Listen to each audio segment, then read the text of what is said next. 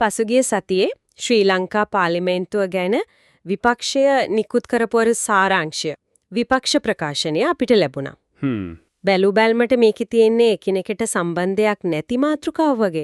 ආපදා, ආර්ථිකය, අධ්‍යාපනය.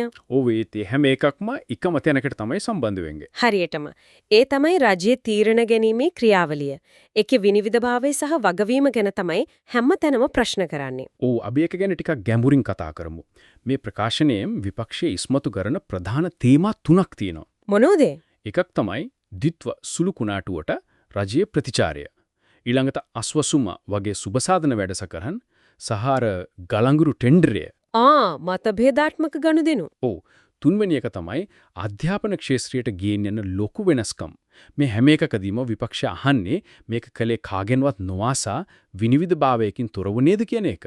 එහෙනම් අපි මුලින්ම අර සුලිකුණාටුව පැත්තපරාමු ආණ්ඩුවේ ප්‍රතිචාරය දුර්වලයි කියලා කියනවා. ඒ කියන්නේ ප්‍රතිචාරයක් තිබුණේම නැහැ කියනවට වඩා තිබුණු ප්‍රතිචාරය දේශපාලනීකරණය වෙලා කියන එකද? ඔව් චෝදනාව තියෙන්නේ හරියද මෙතන? ආපදාවට කලින්, ආපදා වෙලාවේ සහ ආපදාවෙන් පස්සේ. අධීර තුනේම රජයේ ක්‍රියාකාරීත්වය අසාර්ථකයි කියන එකයි උන්ගේ මතය. ඊටත් වඩා බරපතල චෝදනාව තමයි සහන බෙදීමේදී පවා දේශපාලන පක්ෂපාතීකම් බලපෑවා කියන එක. ඒ නිසා තමයි විපක්ෂ නායකයා යෝජනා කරන්නේ දැන් තියෙන ක්‍රමය හරියන්නේ නැහැ. අලුත් ආපදා කළමනාකරන පනතක් මොන කියලා. අර රීබිල්ඩින් ශ්‍රී ලංකා අරමුදල ගැනත් කතාවක් තිබුණා නේද? ඔව්. ඒ නාමයෙන් අරමුදලම් ගැන කතා කළාට ඇත්තටම මේක පිහිටවලත් නැහැ කියලායි ඔවුන් ප්‍රශ්න කරන්නේ. හරි. එතකොට ආපදා කළමනාකරණයේදී වගේම රජයේ මුදල් වියදම් කරන විදිය ගැනත් විපක්ෂයේ ඒ වගේම ප්‍රශ්න කිරීමක් කරනවා විශේෂයෙන්ම අස්වැසුම ගැන. මේ දේශපාලන පක්ෂපාතීත්වය මත පදනම් වෙච්ච එකක් කියන එක. ඒක නම් ඉතින් අපේ රටේ සුබ සාධන වැඩසටහන් වලට නිතරම එල්ල වෙන චෝදනාවක්. ඔව් ප්‍රතිලාභීන් තෝරන ක්‍රමවේදයේ විනිවිදභාවයේ ප්‍රශ්නයක්.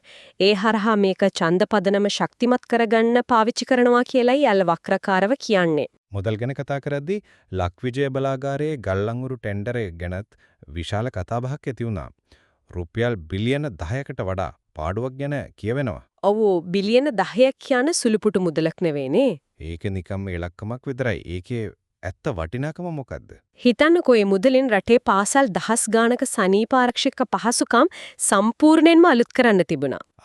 ඉතින් විපක්ෂය අහන්නේ එච්චර ලොකු මුදලක් කිසිම විනිවිදභාවයකින් තොරව නිසි ක්‍රමවේදයක් නැතුව නැති උනේ කොහොමද කියලයි. හරි.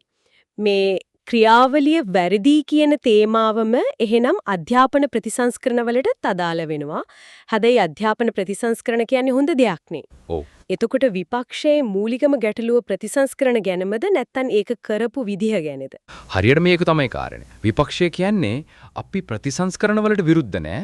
ඒත් මේවා ගේන ක්‍රමවේදයට සම්පූර්ණයෙන්ම විරුද්ධයි කියලායි. ඒ කියන්නේ දවල පත්‍රිකාවක් දීලා සමාජ කතිකාවක් ඇති කරනවා වෙනුවට PowerPoint එකක් විතරක් පෙන්නපු එක මුද්‍රණය කරපු මොඩියුල් වල ප්‍රමිතිය බාලවීම නියම ව්‍යාපෘතියක් නැතුව එකපාරටම රට පුරා ක්‍රියාත්මක කිරීම වගේ දේවල් තමයි විවේචනයට ලක් වෙන්නේ.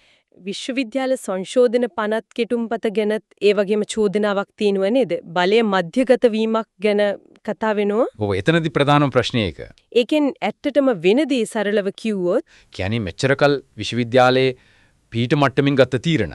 උදාහරණයක් විදිහට පීඨාධිපති කෙනෙක් පත් කිරීම වගේ දේවල්. දැන් දේශපාලනිකව පත්වුණු පාලක සභාවක අතට යනවා.